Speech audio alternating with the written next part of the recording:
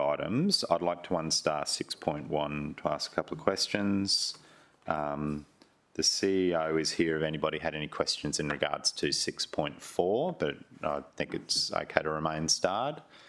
6.5 is starred and pretty self-explanatory, and the CEO is also here if there are any questions in regards to 6.6. So that leaves us with 3, 5.1, 6.2, 6.4 and 6.5 starred. Move Councillor Patterson, seconded Councillor Taylor. All in favour? Which one, Councillor Gates? Sorry, I'm still struggling. The allocation?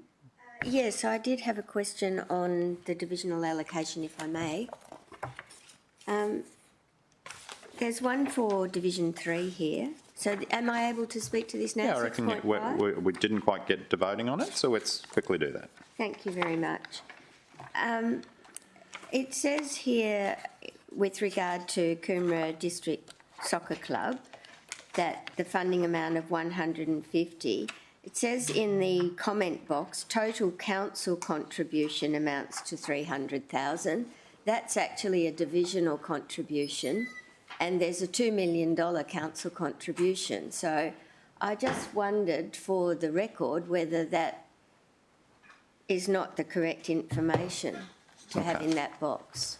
So maybe between now and council, somebody can confirm what the total contribution is. So there's well, it's $2.3 million over 2 years in total. Okay, it's just that it says total council contribution 300, and I wouldn't want to mislead anyone when it's a lot more than that. Okay, thank you. But happy to move that item, or do you want to? No, so we hadn't quite voted on the start item, so Councillor Patterson and Councillor Taylor had moved them. Okay. Councillor Hamill, welcome. We didn't do an apology because we knew your car was downstairs. Thank you.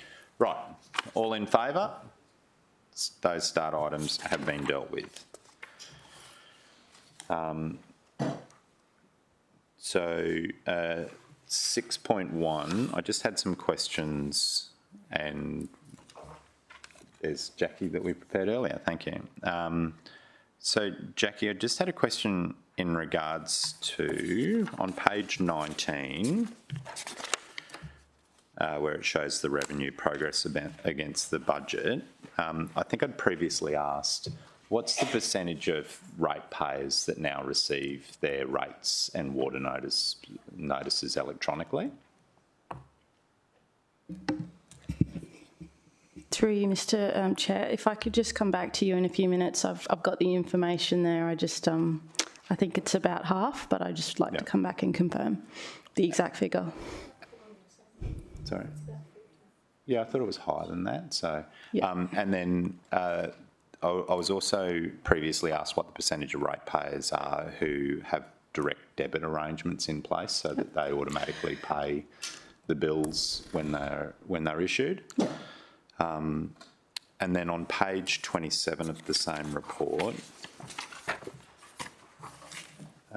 there's a rates and discounts and remissions line, but this is a special purpose financial statement, but it doesn't appear to actually quantify the amount of discounts provided fully. Is that the case?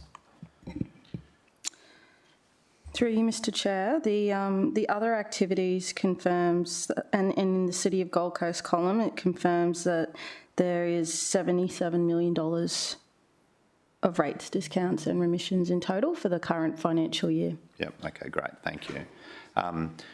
And in the budget that we passed yesterday, we had an amount that had been allocated for a review of the rating category and the compaction of some of those rating categories. I was just wondering what that amount was.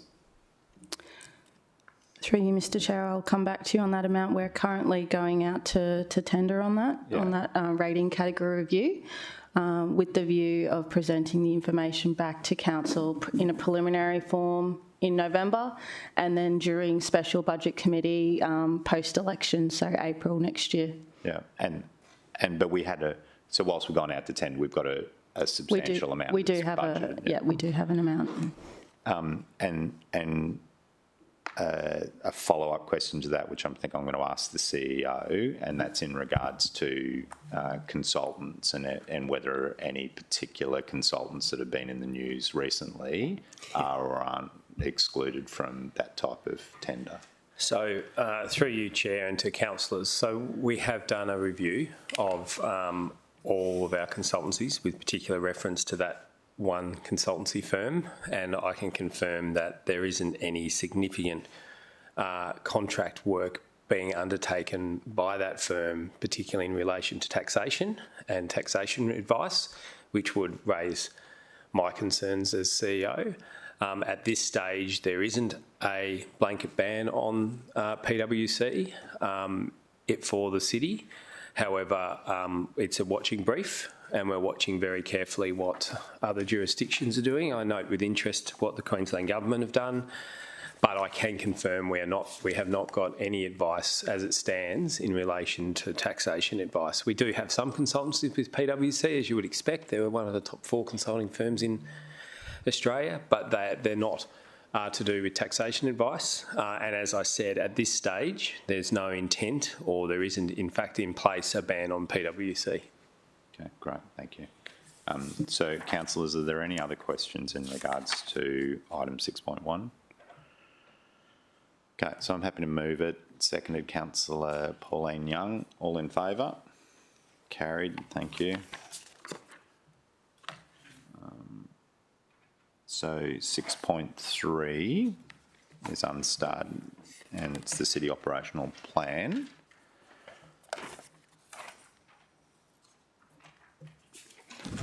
So, councillors, are there any questions in regards to that?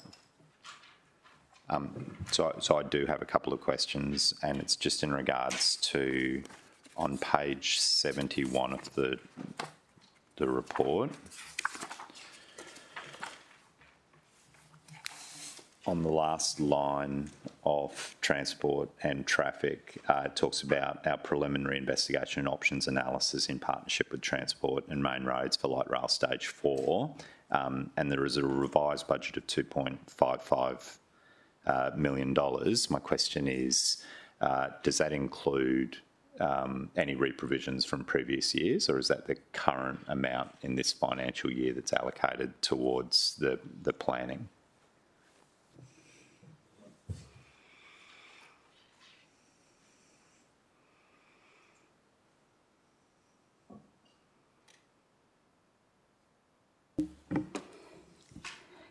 Through you, Mr Chair, it is my understanding that it's the allocation for the current financial year, the 2.5 million, and doesn't include re-provisions from the previous year.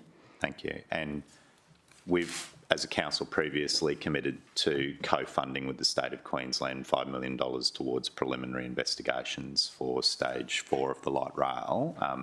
I suppose the follow-up question, because if it's not included in that, is that MOU has that been completed yet? No. And so we haven't actually invested those funds, but they're reserved, aren't they? They are. Yep. They are in the Strategic Priorities Reserve.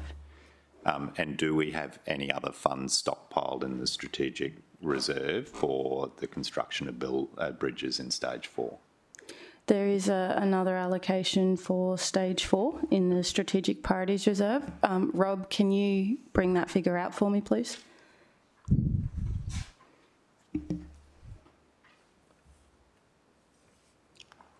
Big budget. I don't expect you to remember it line by line. Yeah, I'm getting... And we still have a cash commitment to the State of Queensland in regards to Stage 3 that Correct. we don't currently have in the Special Reserve. Yes, there's a shortfall. Yeah. Yes, for Stage 3. There is an amount that will be funded out of the reserve, but then there will be an amount from general revenue. It's not so much shortfalls, it would just be funded from General revenue, yeah, normal infrastructure allocation. correct. Do you want to take, sorry. Through you, Chair, we can just take that on notice and come back to you if you like. Thank you. I think I can see him busily typing away out the back there looking for it. Right. So I don't have any other questions. Does anybody else have any questions in regards to Sarah's report? All right, so I'm happy to move it. Anybody happy to second it? Seconded Councillor Pauline Young. All in favour? Carried. Thank you.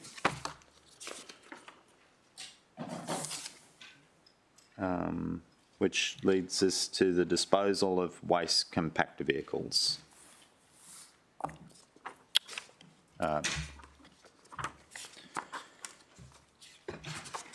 So through you, Mr Chair, Michael's just going to come out now, who, if you don't know, councillors, is our manager of fleet. I'm sure most of you know Michael. We didn't have a presentation prepared, Mr Chair, but we're happy to give a quick overview if that's... Yeah, so why don't we start with a quick overview and then we'll see if there's any questions.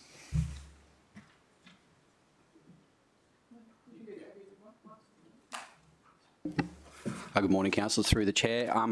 This report is in relation to disposal of a dozen or 12 waste compactor vehicles. They're currently used by City Cleaning and on South Stradbroke Island by Water and Waste to dispose of the residential waste in South Stradbroke, but also of public place bins through the city from Paradise Point to Coolangatta.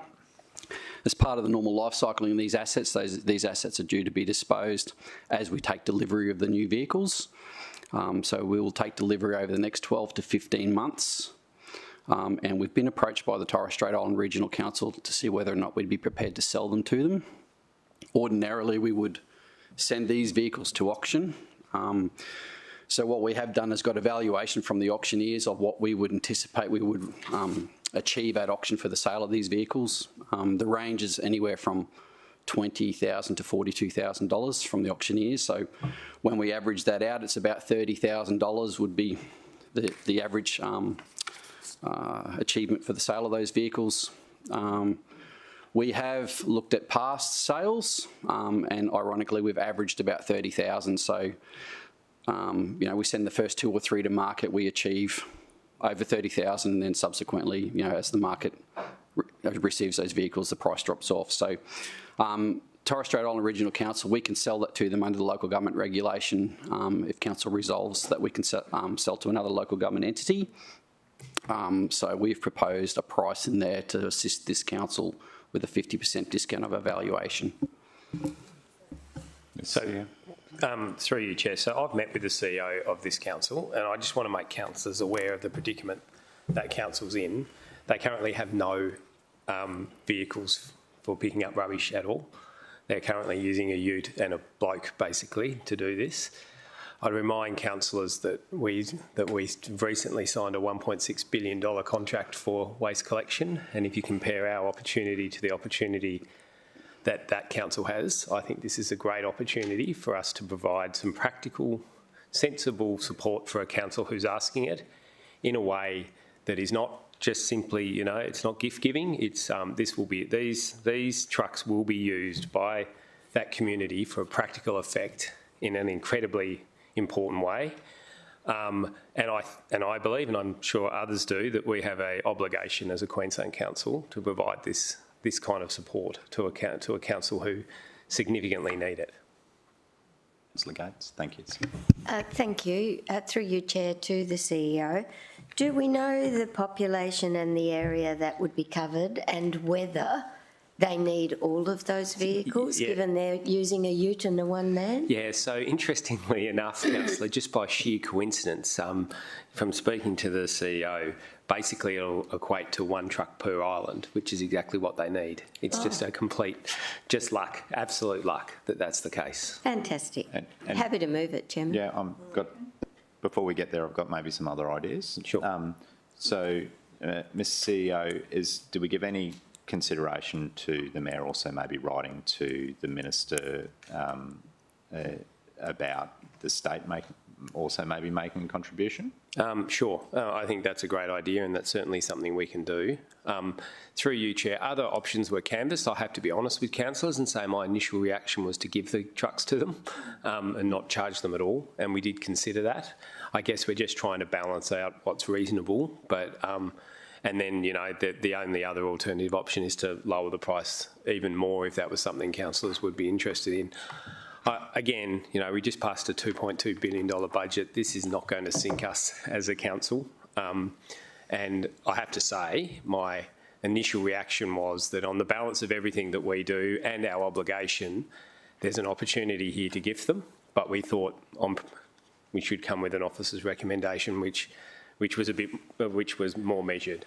Yeah, okay. And have we given any consideration to if there's going to be any signage or anything like that on the vehicle? So they may currently be marked. I don't know, but have we given any consideration in that regards? Yeah, so I think the plan through you, Chair, back to the manager of fleet was that there would be a smalling signature on them which said provided by City of Gold Coast, but we've also got to be a bit careful here, so nothing over the top, if you get my drift, just enough to let them know that we've provided it. Yeah, so I've got three questions, one from Councillor Patterson, then Councillor Young and then Councillor Hamill. Councillor Young. Change recommendation. Yep, so question, Councillor Young. Thank you, and through the chair, is it a stagger, like we've got 12 to get rid of, we're staggering it, are we delivering, or as in we're staggering receipt of our new trucks, are we staggering delivery there, or is it here's 12 trucks, off you go? Yeah, through you, Mr Chair, that's correct. We will stagger the delivery based on the delivery of the new trucks we receive, so that will happen over the next 12 to 15 months. We've got 2 that have arrived now that we're ready to dispose of, 2 of the older ones, and then over the next remaining year we will receive other trucks as the bodies are built on those vehicles. Great, thank you. Councillor Hamill. Thank you, Chair. Are the compactors on the back of the trucks the same age as the truck bodies? That would be the dates in the report. Through you, Mr Chair, yes, that's correct. Yeah, the trucks and the bodies are the same age. Yep. And so acknowledging that most of the value that would have been suggested here is on the value of the trucks, but what condition are the compactors in on the back of most of these trucks? Yeah, the compactors, I mean, the trucks are through you, Mr Chair, the compactor bodies are well and truly used. We've actually been doing some renovation work on some of them just to keep them going.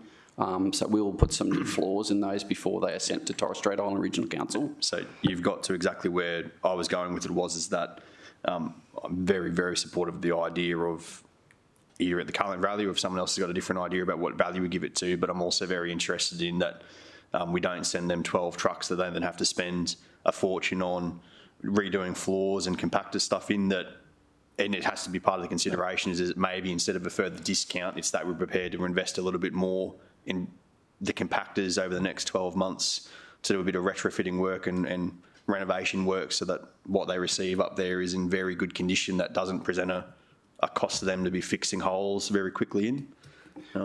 Yeah, through you, Mr Chair. Our normal practice is even when we send items to auction, we will go over the vehicle and pretty much renovate it so that it's in a condition that it can be easily used by anyone who purchases it.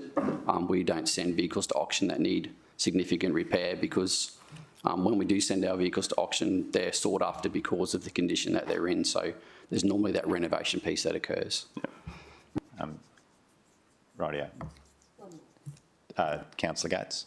Thank you. Just one question. Do we know about the financial position of Torres Strait, please?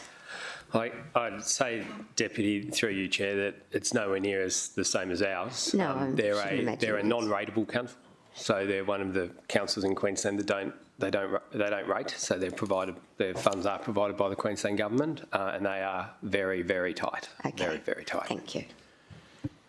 So, Councillor Patterson, I'm interested in what your thoughts are, and I've got a couple of amendments that I'm interested in doing as well. So what are your thoughts? Well, particularly through my attendance at regional local government association conferences, I'm aware that not all councils are equal. No. We have an extraordinary opportunity really here with our population base and also by our economy, our tourism economy, that others don't. My change recommendation would be that we do this as a gift, and I think that there is extraordinary opportunity in goodwill and sharing of that communication and who the city is through this. I appreciate that it's a quick thing to say because this is ratepayers' money that we're talking about, but I think when you consider the whole budget that we've just gone through, that it's a reasonable gift to make. Okay. So before we do an amendment, can I just get a sense of the room in regards to a reduction from 150 to 0? Yeah. Just before you say a question, I personally don't have a problem in reducing it. I don't know whether or not we need to reduce it to 0. So, so maybe there's a place where we can collectively land, which is a little bit less than what the officers have recommended. But having spoken offline to the officers, I'm aware that the council has the financial capacity to transact at their recommendation. So I think it's up to us to decide what we would recommend to council. Yep. Councillor Taylor and then Councillor McDonald. Thank you. Look, I'm open to a reduction, but I suppose the question to the CEO is he did indicate that he was considering 0, but what would be a reasonable number if we did reduce it that would be a number that would be appropriate in this case?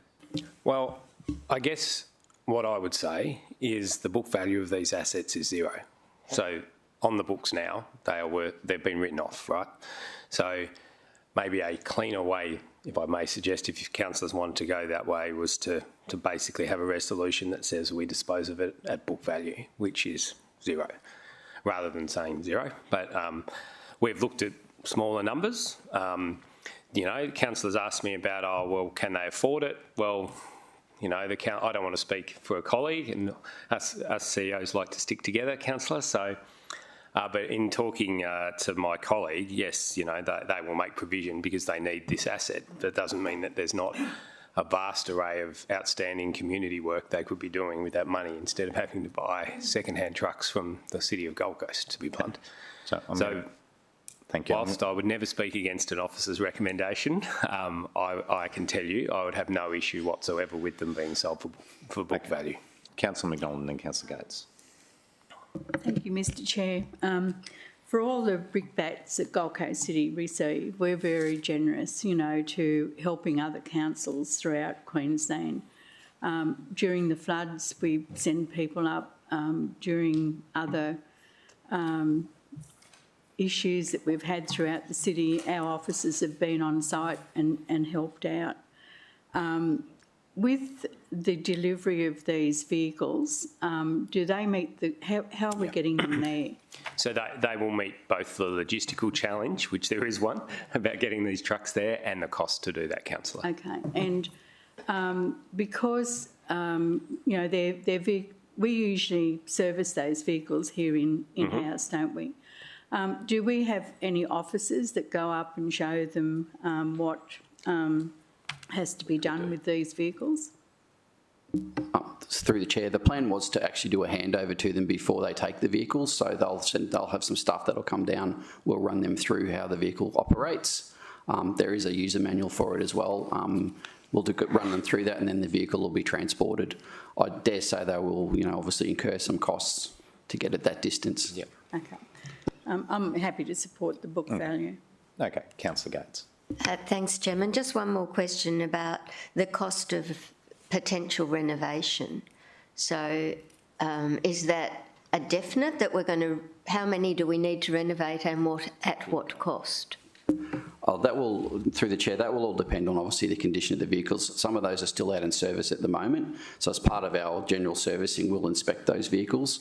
All that work gets done in-house. Our Boilermaker shop does any of that work on the bodies of the vehicles. So the costs will depend on what needs to be done to them. But as I said earlier, we would do that work anyway, whether we were sending them to auction or not. I understand that, but we would be getting a return if we sent them to auction. Okay, Councillor Pauline Young. And I would probably be on the same page as Councillor Gates as to, and I think if we said to a lot of our ratepayers, they would be happy to support something like that, the trucks going there, but for the expense of bringing them up to scratch, is it something that we need to say, well, we'll dispose of the 12 of these trucks? Yep. At that cost, but not with the ratepayers being disadvantaged. So I think I'd be happy to support that, even though it's in-house and we do it all. They're still getting paid. It's still a cost to our ratepayers. So I'd be happy for book costs, but Plus the cost of renovation. Plus the cost of the servicing to bring them up to a disposable level of condition. Right. Any other questions? Right. So, Mr. CEO, I think that we are on line 1 at a sale price of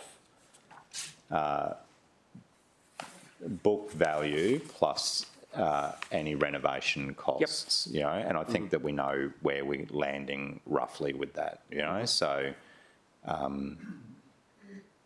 and so if the renovation costs are $40,000 or $50,000, that's what they'll make good, and I don't know whether or not you need words in regards to the City of Gold Coast being acknowledged on the vehicles, you know, so there were some draft words, but I don't know whether or not you want them or not. Yeah, I think that's a good idea. So in the version I saw it was there, that's why.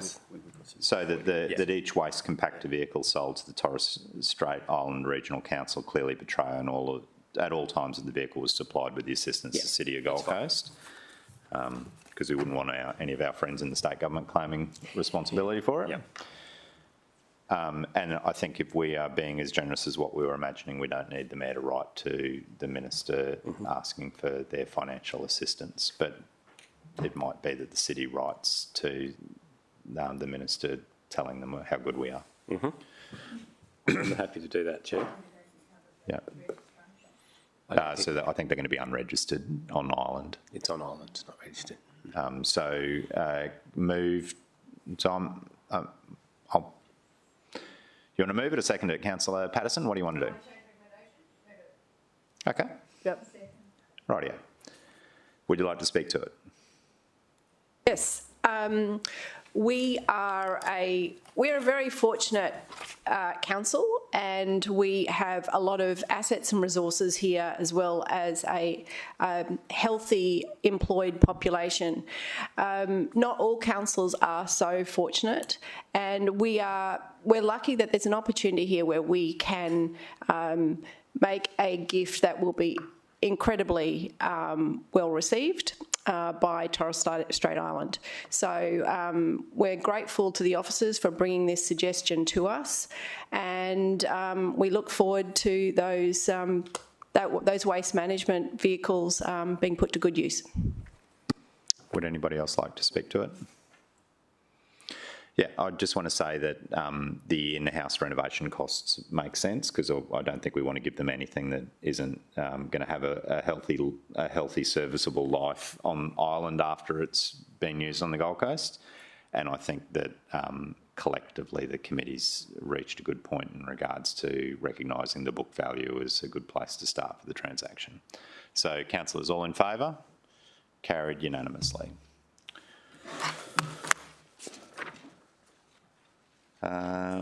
Which leaves us with a late item supplementary, which I'm not too sure councillors have maybe had an opportunity to take on board. So is it a closed item or a... Through you, Mr Chair, no it's not, and councillors, apologies for this late item. This is the city contracting plan for 23-24. The reason it is late to you is we had to wait for our adoption of our city budget yesterday. And when did we do that? Yesterday, and the report came to you after that. So Jodie Healy's here to answer any questions if you have. Very standard compared to other years, and obviously doing a lot of work between our teams, and particularly finance, to ensure that we can deliver the important work that was included in the city budget yesterday. Right. Does anybody have any questions on the report that we haven't read yet? Councillor Gates. Well, having only read the recommendation, I wondered what the basis was for the removal, the amendment that removes expenditure approval limits. Thank you. Thank you, Councillor. Through the Chair, with the recent restructure proposed for the city, the administrative authorisations, which are essentially a financial delegation, which gives an officer approval to engage city procurement to spend from an approved budget. So the current limits don't really align anymore with the proposed structure. So we like the administrative authorisations to remain. However, we need to be more fluid with what the city needs to deliver. For example, the new infrastructure department would probably need a higher administrative authorisation than is currently registered against the director equivalent, which means that the CEO would be held responsible to sign off every financial delegation relating to a contracting activity for that department. I have a little discomfort with not knowing what the amount is. Like, this gives a delegation for a suitable approval limit, and I know that we've all on occasions felt that above a certain funding amount, the council should be involved. So I have a little discomfort with the way that's constructed. Sorry, yes, so through the chair, the actual amounts won't change. It's the allocation of the amounts. So currently the Director City Operations is the only director with $100 million. The CEO may think that the director or the new general manager of the infrastructure may need 100 million. So the amounts won't change, it's just the allocation of the amounts. Of the delegation. I thought we were looking to reduce delegations rather than increase them by giving them to more officers. So through you, Mr Chair, Councillor Gates, the threshold of when it would still come to council is still there. So this is the delegations from the CEO down to officers. We are definitely working with the CEO's office at the moment to determine what those correct delegations would be for each position. So for directors, or if it went ahead, executive general managers under the new structure, they might just need some tweaking. So as Jody said, currently the CEO has, I think it's 500, Jody? Yes, correct. The Director of City Operations has 100, and then the other directors in our current language of talk is 10 million. So the ability to do that would be to adjust that, which we would work with the CEO, and happy to report that back through council too, so you're aware of what those delegations are across the organisation. Okay, thank you. And what would be the timing of those delegations? So it'll be post-November? No? Through you, Mr Chair, absolutely. We are in discussions with the CEO's office at the moment to get those rough ideas so that would they be in place for the commencement of the structure in November? Yeah, yes. So the aim would be to work between, once consultation closes, which we know, and the 1st of November, if it was to go ahead, that on that 1st of November we need to have all the delegations in place across a variety of... So, Councillor Gates, it might be that we have a presentation back to council in November regarding the delegations from the decision today, because they're not going to have a real effect until those positions are actually created, which is subject to the consultation and all of those steps. But if they will need to be in place in November, but maybe a presentation back to GAF in November that confirms what those delegations are, would that provide comfort? That'd be good. Thank you. Any other questions, councillors? Does anybody want to move the item? Excellent. Moved, Councillor Gates. Seconded, Councillor Hamill. All in favour? Carried. Rightio. Now we've got a closed item, which is in regards to reporting on tool risk focus areas. And I'm assuming that it is closed due to matters that may directly affect the health and safety of individual or group of individuals. So I'm happy to move that we go to close. Seconded, Councillor Pauline Young. All in favour? Excellent. Carried.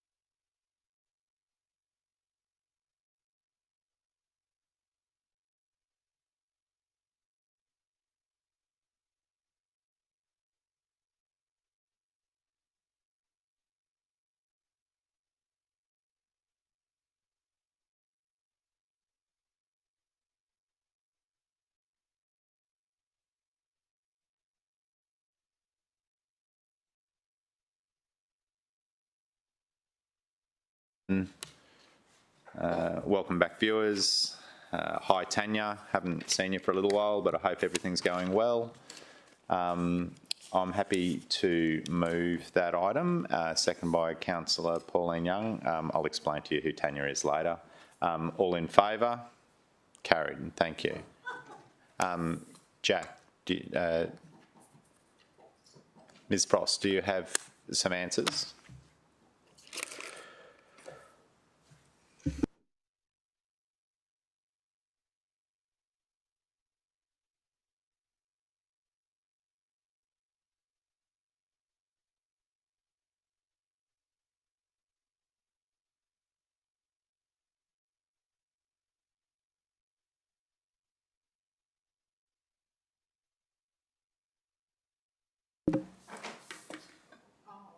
Jackie?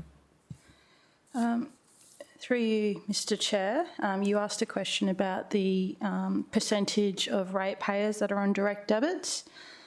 So that is currently 29,130, which is about 10.5%.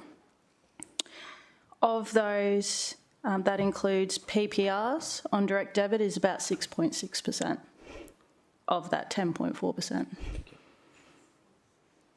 Yep. Thank you. Electronic rate notices. Yep. 131,360, which is almost 44%. Good work. The percentage of ratepayers that are taking up the discount is 85.3%. Thank you. And the number of ratepayers that are on a payment arrangement at the moment is 4,892 for general and 4,159 for water, which is 9,051 properties at 3.2%. Yep, and the benefit of the payment arrangement is that they don't get charged the 9% interest. Yes, correct. Yep, thank you. Okay. Okay. Councillors, is there any other business? 11 past 10 and we're done. Thank you.